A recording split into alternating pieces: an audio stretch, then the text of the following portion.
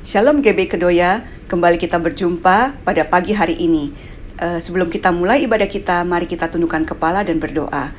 Bapa di surga, kami mengucap syukur di pagi hari ini Tuhan, jikalau kami boleh kembali beribadah kepada Engkau walaupun masih secara online. Kami mengucap syukur Tuhan, kami masih diberi kebebasan untuk mendengarkan firman Tuhan. Kami berdoa Tuhan Yesus untuk seluruh rangkaian ibadah pada pagi hari ini, dari puji-pujian sampai dengan firman Tuhan. Biarlah kami itu Tuhan berikan hati yang penuh ucapan syukur untuk datang kepada Engkau, mengalami Engkau ya Tuhan Yesus melalui puji-pujian, dan juga biarlah hati kami Tuhan persiapkan untuk mendengarkan firman Tuhan, sehingga firman itu boleh menjadi rema bagi kehidupan kami. Terima kasih Tuhan, buka hati kami, buka pikiran kami taklukkan semuanya ke dalam nama Yesus Kristus. Di dalam namamu kami berdoa dan mengucap syukur, siap untuk beribadah. Terima kasih Tuhan Yesus. Amin.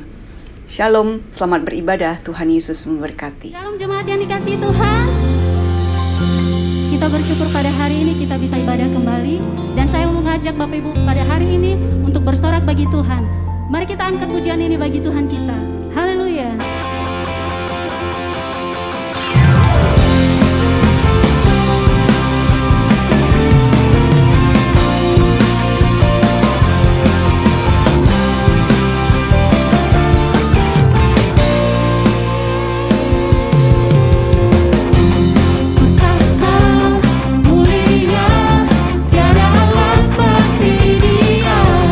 Yesus hidup dan berkuasa.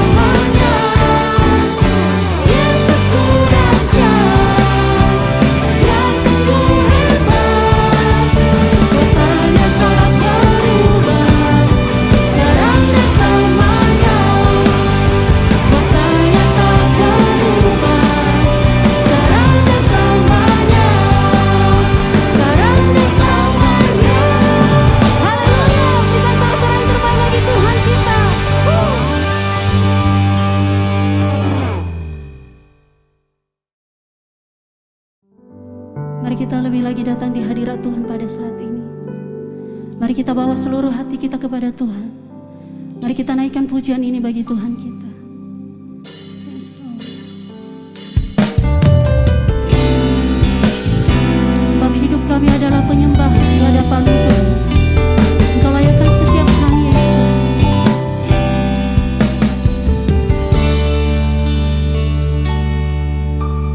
Pujian dan syukurku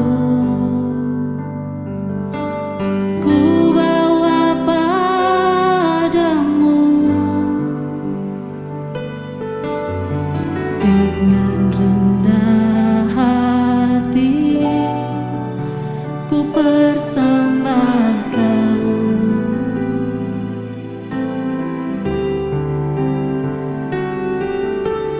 Sadar bila ku ada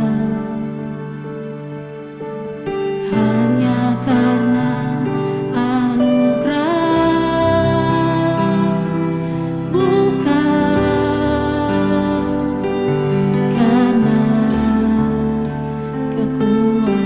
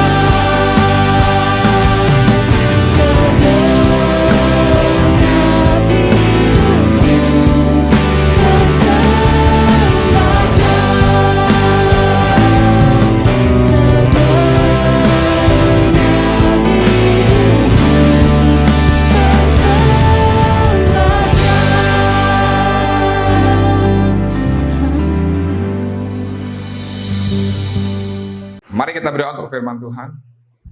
Bapa kami yang ada di dalam surga, Bapa yang kami sembah, di dalam nama Tuhan Yesus Kristus, dengan segala kerendahan hati, kami mau datang untuk mendengarkan kebenaran firman-Mu ya Tuhan.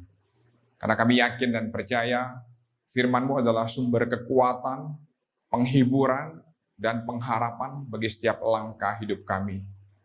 Oleh sebab itu, kami membuka hati dan pikiran untuk Tuhan dan firman-Nya.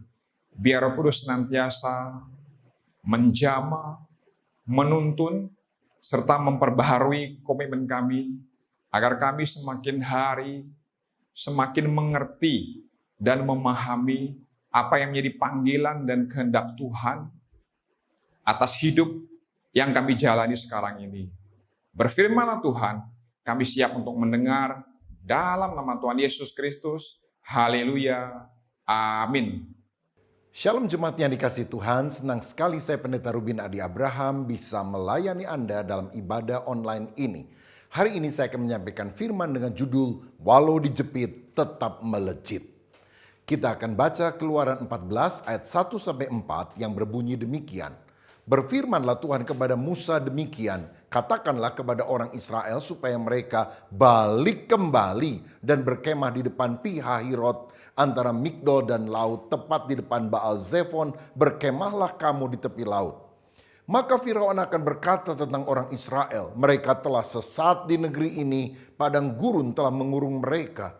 Aku akan mengeraskan hati Firaun sehingga ia mengejar mereka. Dan terhadap Firaun dan seluruh pasukannya, aku akan menyatakan kemuliaanku, sehingga orang Mesir mengetahui bahwa akulah Tuhan. Lalu mereka berbuat demikian. Saudara sekalian, pada hari ini ada 4 kebenaran rohani yang sangat penting untuk kita pahami. Yang pertama, Allah kadang menuntun kita masuk pada keadaan terjepit. Ada banyak orang Kristen yang berpikir kalau dia ikut Yesus, percaya kepada Dia, maka semuanya akan berjalan dengan lancar, tidak ada masalah, hidupnya akan diberkati Tuhan. Tetapi kenyataannya tidak demikian. Seperti halnya orang Israel yang telah keluar dari negeri perbudakan Mesir untuk menuju tanah perjanjian Kanaan. Tetapi di tengah jalan mereka diperintahkan untuk balik kembali ke Pi-hahirot. Kata balik kembali berarti mereka sudah melewati daerah itu, tetapi kemudian disuruh kembali ke sana, pada daerah itu adalah daerah yang sangat membahayakan, sangat tidak strategis karena berada di tepi Laut Merah. Saudara tahu kiri kanan padang gurun, kalau di belakang itu pasukan Firaun dan anak buahnya mengejar, maka mereka akan tersudut di sana. Tetapi masalahnya yang menyuruh mereka balik kembali adalah Tuhan. Tuhan yang membawa mereka dalam posisi yang terjepit. Kalau saya baca dalam Matius 4 ayat 1, dikatakan Yesus dibawa Roh Kudus untuk dicobai iblis. Bukankah kalau Roh Kudus menuntun kita pasti Dia akan membawa pada jalan kemenangan? Kenapa Roh Kudus justru membawa Yesus untuk dicobai iblis? Tentu bukan karena Yesus berdosa, Allah Bapa membenci Yesus, atau mau menghancurkan hidupnya. Tidak.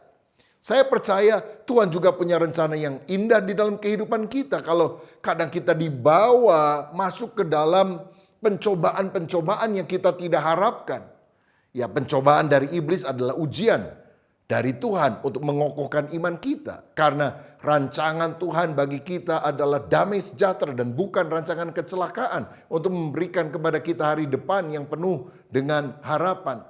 Di ayat 4 tadi dikatakan tujuan mereka disuruh balik ke Pi-hahirot supaya Firaun menyangka mereka sudah tersesat sehingga dia akan mengejar orang Israel, dan Tuhan akan menyatakan kemuliaannya kepada orang-orang yang tidak percaya dan menunjukkan bahwa umat Israel adalah umat pilihan.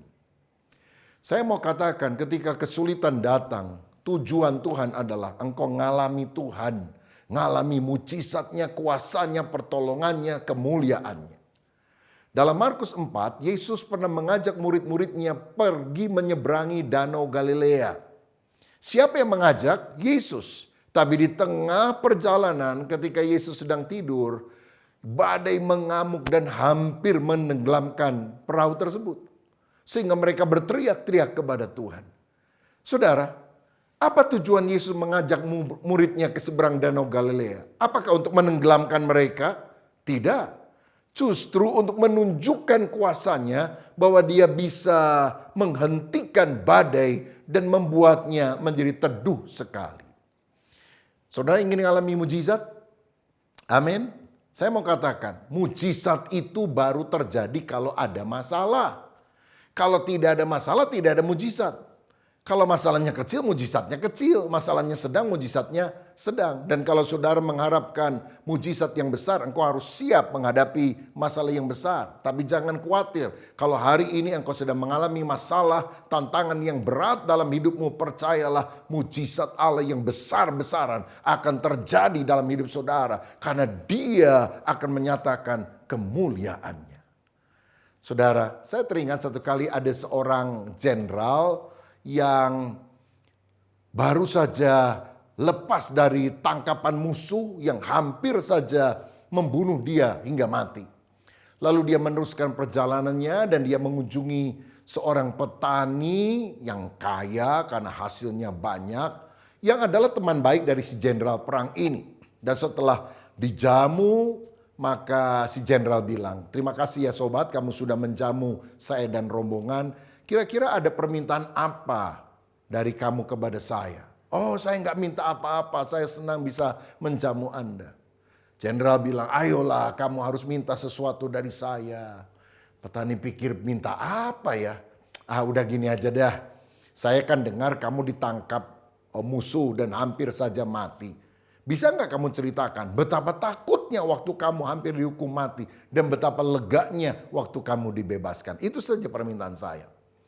Mendengar permintaan itu, wajah jenderal langsung merah.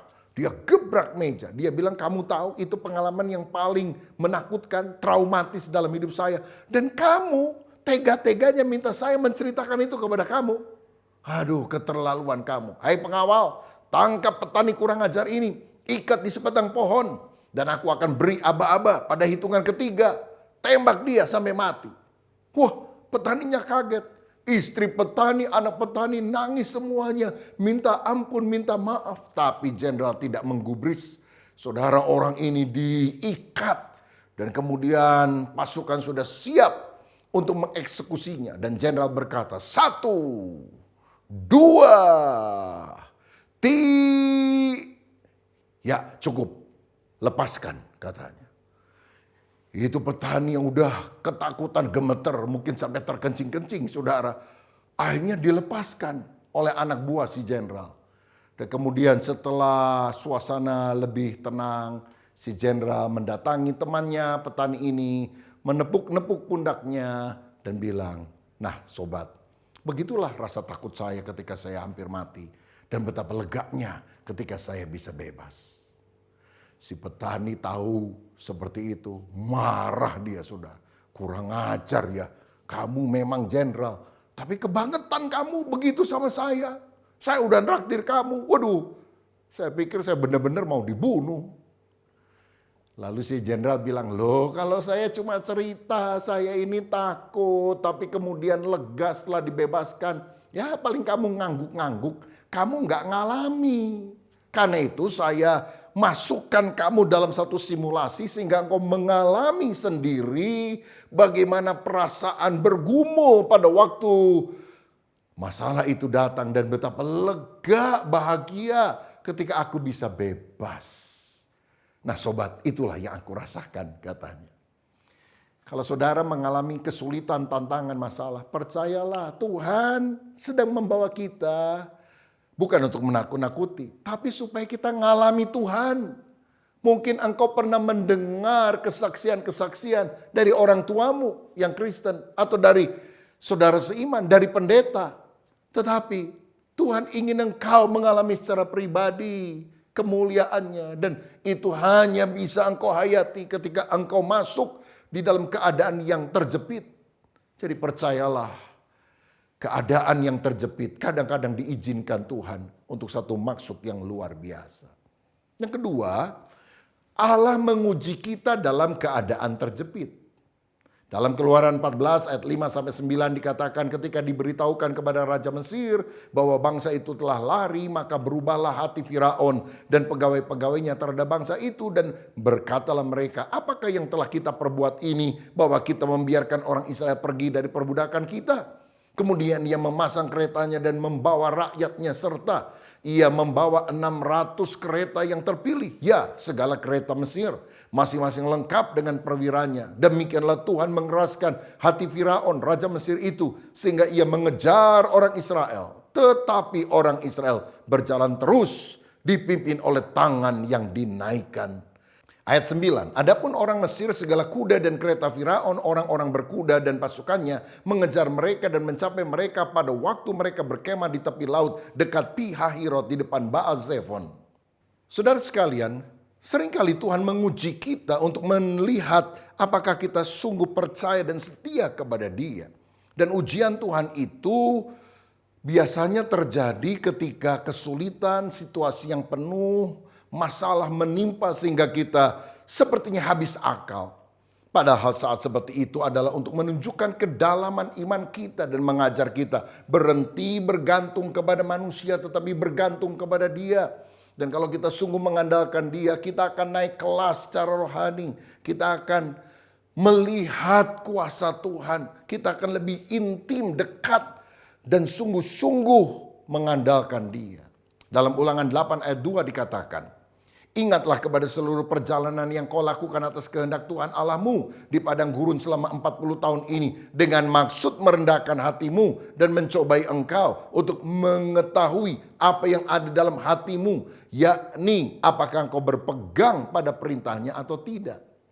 Kesulitan adalah sebuah ujian, to test you dalam bahasa Inggris. Adalah sebuah tes untuk kita naik kelas. Setan berusaha menjatuhkan kita, tetapi Tuhan justru ingin mengangkat kita. Sehingga kita menjadi orang beriman yang penuh dengan kualitas unggul. Dalam Kejadian 22, Abraham diuji oleh Tuhan.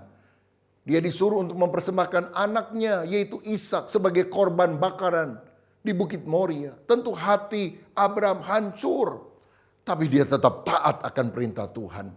Dan pada detik-detik terakhir sebelum Abraham membunuh Ishak, Tuhan berkata, cukup Abraham, jangan kau bunuh anakmu. Aku telah menyediakan seekor domba sebagai pengganti. Kenapa Tuhan izinkan ini terjadi?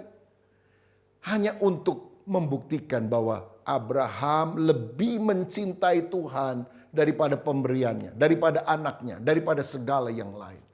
Apakah Tuhan segala-galanya dalam hidup kita lebih penting dari semua yang ada? Biasanya kalau semuanya lancar, baik-baik, ya kita happy-happy saja. Asli kita nggak muncul. Tapi ketika kesulitan datang, asli kita itu akan timbul. Oh, ada orang kalau semuanya baik, oh mereka rajin pelayanan di gereja. Tapi kalau udah tersinggung sama pelayan Tuhan, apalagi tersinggung sama hamba Tuhan, pindah gereja. Saudara-saudara, kalau misalnya kita naik kapal pesiar yang mewah, lalu bisa makan kapan saja, dan kita ikut kapal pesiar itu dengan beberapa keluarga, orang-orang yang kita kenal, dan waktu kita misalnya mau ambil makanan, teman kita bisa bilang, udah kamu duluan, gak apa-apa, saya belakangan. Bahkan mereka mengambilkan piring supaya kita maju duluan. Iya kalau kapalnya lagi tenang. Tapi kalau kapal hampir karam, saudara, lalu orang dipersilahkan mengambil sekoci atau pelampung supaya mereka bisa naik ke sekoci. Saya rasa nggak ada tuh orang yang bilang, nggak apa-apa kamu duluan aja, saya belakangan. Wow, semuanya akan lari saudara. Saling tarik menarik, jambak menjambak barangkali. Supaya mereka yang bisa dapat pelampung untuk bisa naik sekoci duluan. Aslinya kita itu kan kelihatan waktu kesulitan datang. Padahal kesulitan seringkali merupakan proses Tuhan untuk memurnikan kita. Seperti dalam Ayub 23 ayat 10, Ayub berkata, karena ia tahu jalan hidupku, seandainya ia menguji aku akan timbul seperti emas. Ayub menyembah Tuhan bersama dengan keluarga ketika semuanya diberkati. Sampai setan bilang, coba kalau seluruh hartanya habis, dia sakit. Apa dia masih memuja Engkau Tuhan? Kamu kan menyogok dia dengan berkat, maka dia setia kepadamu. Tuhan bilang, aku percaya bahwa Ayub menyembah aku bukan karena diberkati, tapi karena dia mencintai aku. Aku coba ya. Lalu saudara tahu kisahnya. Seluruh harta Ayub habis. Badannya penuh dengan borok. 10 anaknya mati. Bahkan istri Ayub berkata, udah sangkali aja Tuhanmu. Tetapi Ayub dalam situasi semacam itu tidak menuduh Allah yang berbuat yang kurang patut. Dia tetap memuji Tuhan. Dia tetap memuliakan nama Tuhan. Dan akhirnya Ayub diberkati double porsi. Dia mendapatkan 10 anak yang lain, hartanya bertambah banyak, saudara. Ia tahu jalan hidupku, seandainya ia menguji aku akan timbul seperti emas. Saudara, bagaimana cara orang membedakan emas dan kuningan? Kan sama-sama kuning. Jawabannya adalah api yang akan membedakan mana emas asli dan kuningan. Apinya mesti nyala, saudara. Dan ketika api mulai menyala, kuningan itu akan sirna. Tapi emas makin murni. Dan saudara tahu, emas itu kalau harus dimurnikan, titik leburnya emas itu berapa derajat Celcius? Bukan 100 derajat, itu air mendidih. Tapi kalau emas jadi lebur, itu 1064 derajat Celcius. Panas sekali. Jadi kalau saudara hari-hari ini mengalami kesulitan, tantangan rasanya udah 100 derajat Celcius. Saudara bilang, aduh Tuhan udah gak tahan. Tuhan bilang tahan, masih jauh. Kamu ini kan harus diuji jadi emas, bukan jadi air mendidih. 500 derajat, aduh Tuhan gak tahan. 900 derajat, aduh Tuhan. Kapan ini berlalu? Tuhan bilang sabar. Tapi kalau sudah 1064 derajat, maka Tuhan akan memadamkan api itu. Supaya hidup saudara tidak hancur. Tapi justru karakter yang indah, karakter yang murni bagikan emas akan nampak dalam kehidupan kita. Percayalah, Tuhan yang kadang menuntun kita pada keadaan terjepit adalah Allah yang menguji untuk memurnikan kita. Kebenaran yang ketiga adalah kita kadang mengecewakan Tuhan dalam keadaan terjepit. Keluaran 14 ayat 10 sampai 12. Ketika Firaun telah dekat, orang Israel menoleh, maka tampaklah orang Mesir bergerak menyusul mereka. Lalu sangat ketakutanlah orang Israel dan mereka berseru-seru kepada Tuhan. Dan mereka berkata kepada Musa, apakah karena tidak ada kuburan di Mesir, maka engkau membawa kami untuk mati di padang gurun ini? Apakah yang kau perbuat ini terhadap kami dengan membawa kami keluar dari Mesir? Bukankah ini telah kami katakan kepadamu di Mesir? Janganlah mengganggu kami dan biarlah kami bekerja pada orang Mesir. Sebab lebih baik bagi kami untuk bekerja pada orang Mesir daripada mati di padang gurun ini. Tuh, lihat saudara. Ketika orang Israel mengalami kesulitan, mereka justru meragukan Tuhan. Bagaimana sikap kita mengecewakan Tuhan ketika masalah datang? Yang pertama dengan ketidakpercayaan kita. Ayat 10 dikatakan orang Israel ketakutan. Kenapa mereka takut? Karena mereka lupakan kebaikan Tuhan. Gagal melihat tangan Tuhan yang bekerja. Karena mereka lebih memusatkan perhatian pada masalah yang dihadapi. Bukan pada janji Tuhan yang akan membawa mereka pada the promised land, tanah perjanjian. Mestinya kan mereka ingat ada 10 tulah yang ditimpakan kepada orang Mesir. Tapi mereka luput. Orang Israel tidak kena kepada tulah itu. Tulah itu menjadi penghukuman bagi orang yang tidak percaya. Tapi perlindungan Tuhan atas mereka. Loh, kalau Tuhan sudah melindungi mereka 10 kali minimal. Dan sekarang mereka dikejar oleh Firaun. Bukankah mereka seharusnya percaya? Tuhan yang melindungi saya waktu lalu akan melindungi saya hari ini. Dan Tuhan yang melindungi saya hari ini akan melindungi saya terus sampai selama-lamanya. Tapi ketika mereka ketakutan itu menunjukkan tidak ada iman. Saudaraku, kalau engkau pernah ditolong Tuhan pada masa lalu, jangan lupakan kasih dan kebaikannya. Ingat kasihnya, ingat kebaikannya. Bukankah kalau engkau ragu akan pertolongan Tuhan, lalu berteriak-teriak ketakutan seakan Tuhan tidak bisa menolong. Itu pertanda kita orang yang mengecewakan Tuhan karena ketidakpercayaan kita, karena ketakutan kita. Yang kedua, kita kadang mengecewakan Tuhan dengan keluhan kita. Itu yang dikatakan ayat 11-12. Musa, ngapain kita dibawa ke padang gurun untuk mati di sini? Apa kurang kuburan di Mesir? Mendingan kita balik ke Mesir daripada seperti ini. Loh saudara, mereka dulu nangis-nangis ingin dikeluarkan Tuhan dari Mesir. Sekarang sudah keluar dari Mesir, ingin balik lagi ke Mesir. Memang banyak manusia nggak pernah merasa puas dengan apa yang ada. Nah, kenapa banyak orang suka mengeluh, mengomel? Karena mereka lebih mencari berkatnya, pemberiannya daripada sang pemberinya. Oh, sampai hari ini ada banyak orang yang cari Yesus untuk keuntungan pribadi. Karena mereka ingin memperalat Yesus. Oh, percaya Yesus nanti jadi kaya, rumahnya jadi besar, mobilnya tambah bagus. Dan kalau mereka tidak mendapatkan hal itu, mereka akan mengomel. Mereka akan mengutuki Tuhan. Seakan-akan Tuhan tidak bisa memenuhi segala keinginan hatinya akan kenyamanan, akan kenikmatan. Saudara-saudara, ingatlah Ayub.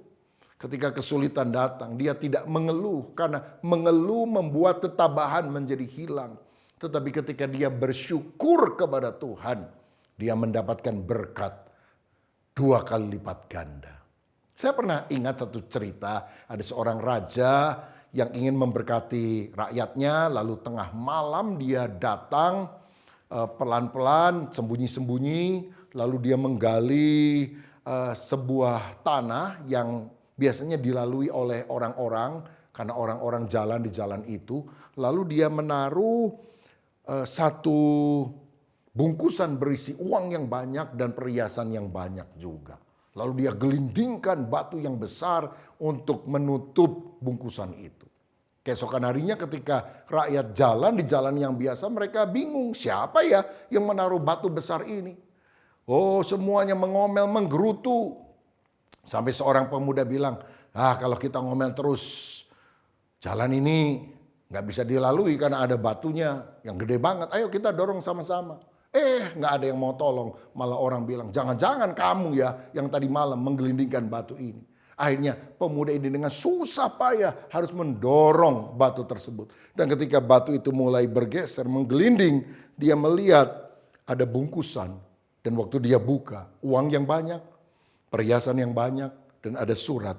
Siapa yang menemukan ini? Terimalah, ini hadiah dariku. Dan ada tanda tangan raja. Saya percaya, kesulitan adalah berkat Allah yang menyamar.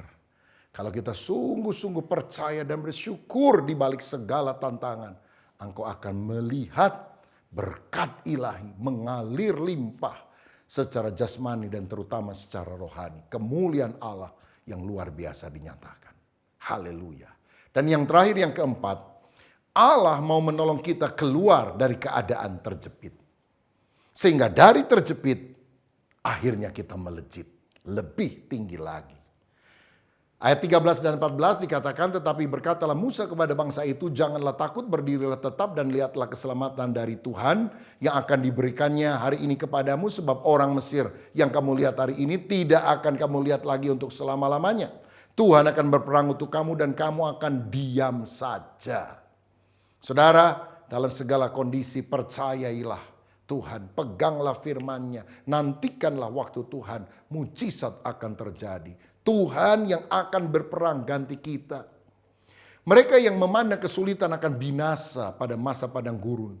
Tetapi kalau kita memandang Allah yang telah berjanji untuk setia mendampingi, memberikan kemenangan, bahkan di masa padang gurun, kita akan melihat berkat Allah yang luar biasa.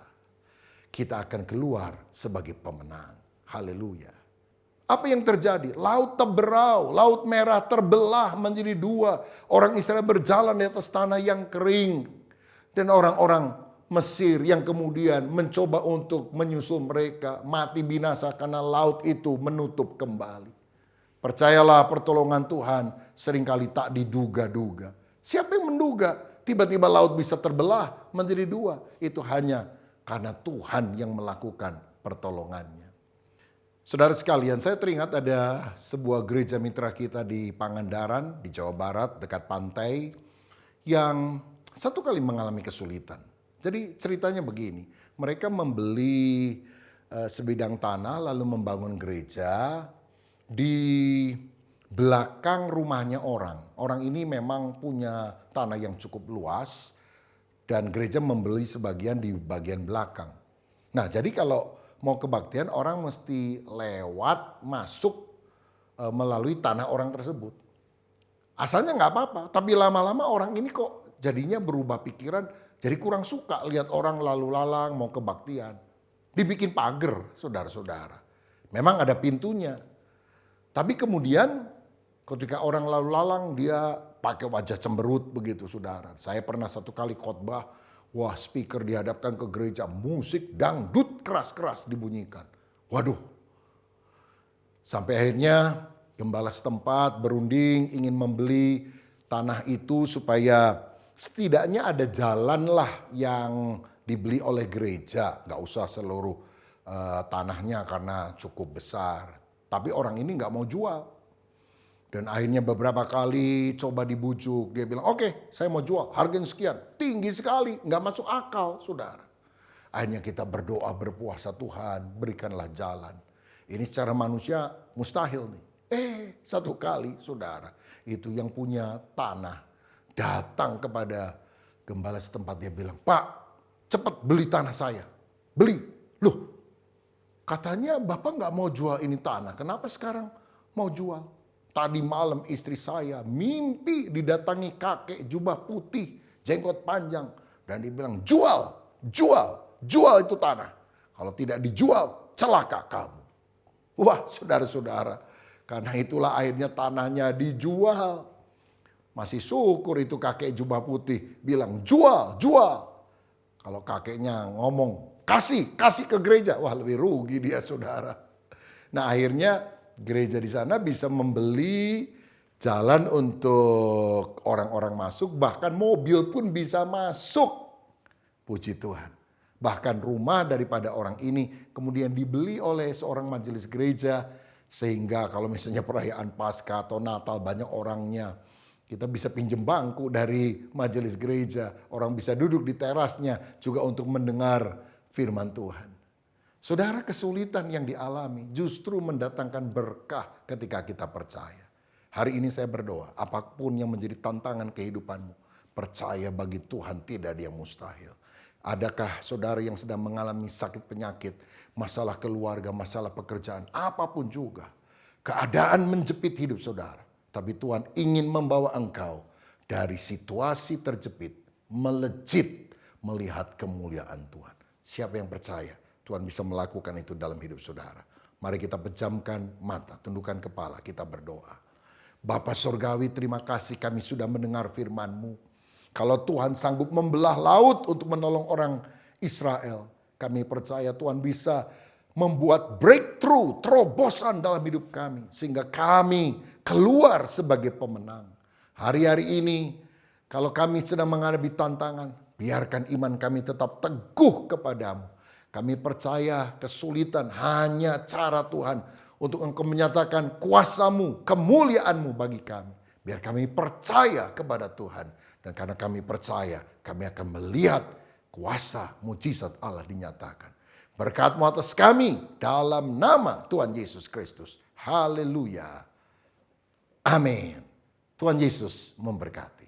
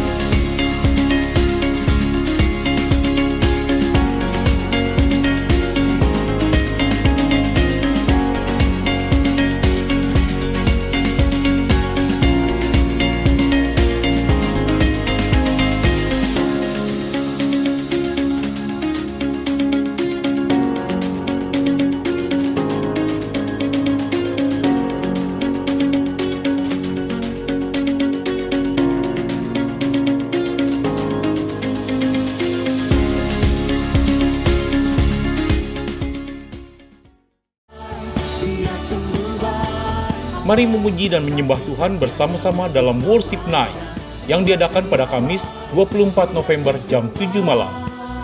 Diadakan secara onsite di GBI Bethel Mekarwangi, Bandung dan live on YouTube channel GBI Bethel. Disertai renungan malam bersama PDN Jessica Elizabeth Abraham. Mari ajak saudara-saudara kita untuk mengikuti Worship Night ini. Kuasamu melewati badai.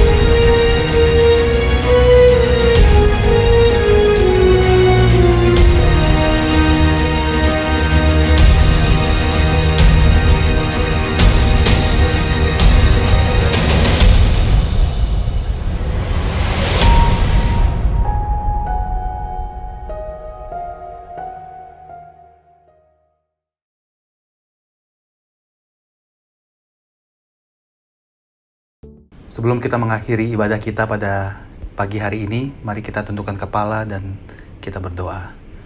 Bapa dalam surga, terima kasih Tuhan untuk segala kasih setiamu Tuhan Yesus kepada kami. Saat ini kami ingin berdoa syafaat ya Tuhan. Kami berdoa untuk para pemimpin rohani kami. Kami berdoa untuk gembala sidang kami ya Tuhan, pembina gembala kami, juga untuk gembala lokal kami ya Tuhan, dan seluruh pengurus yang terlibat dalam pelayanan di GBI Kedoya ini. Kami berdoa Tuhan Yesus, kiranya ada kesatuan hati dan juga ada visi dan misimu yang jelas ya Tuhan Yesus, supaya kami makin seperti Engkau ya Bapa.